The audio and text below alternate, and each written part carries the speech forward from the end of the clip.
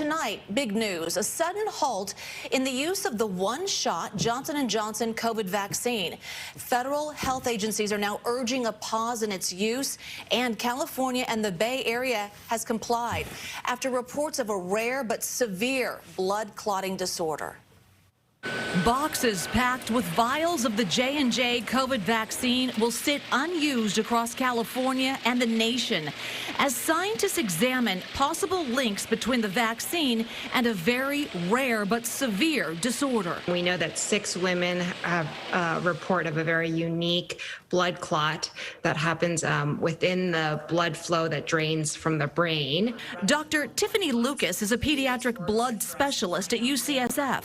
What caught her attention were not just the blood clots in the women, but their low platelet counts, which is something that we normally don't see with run-of-the-mill blood clots. The 6 women were young, between the ages of 18 and 48. They developed symptoms within 2 weeks of vaccination. One died. Another remains hospitalized in critical condition. Our job is to understand what the problem is, if there is indeed one. UCSF infectious disease expert Dr. George Rutherford. We may set our efforts back a few days, but this is the right thing to do. Nearly 7 million people in the U.S. have received a J&J COVID shot. If the vaccine proves to be the culprit, the odds of getting the illness appear very rare. So it's a 1 in a million chance. If you got a J&J vaccine within the past 3 weeks, call your doctor if you experience severe headaches, abdominal pain, leg pain, or shortness of breath. Dr. Anthony Fauci. So someone who maybe had it a month or 2 ago would say, what does this mean for me?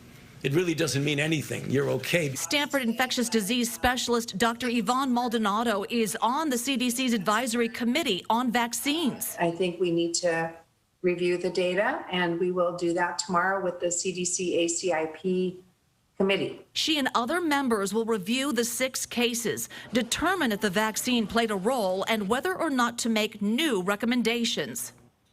Now, federal experts say the pause should be just a few days, which will give healthcare workers a chance to learn about the issue and also how to treat it. Well, so far, 7 Bay Area counties have announced they will pause administration of the J&J vaccine, including Santa Clara, where about 60,000 people have already received it. Those that have existing appointments with J&J that perhaps are scheduled to receive a J&J vaccine will be accommodated by one of the other vaccines that are available, including the Pfizer and Moderna. No supply disruptions are expected at the Oakland Coliseum. That mega site had been offering the J&J vaccine exclusively until this past Sunday, when the state, along with Alameda and Contra Costa counties, took it over from FEMA. And they're now supplying it themselves with the Pfizer vaccine. Governor Newsom, who got the J&J vaccine himself, said today the pause won't have a noticeable impact on statewide vaccine distribution. J&J represents about 4% of our weekly allocation in this state. We will not delay our efforts later this week to open up vaccine eligibility to all Californians 16 and over. That's on track. Now, the J&J vaccine accounts for about 10% of all doses given out in California so far.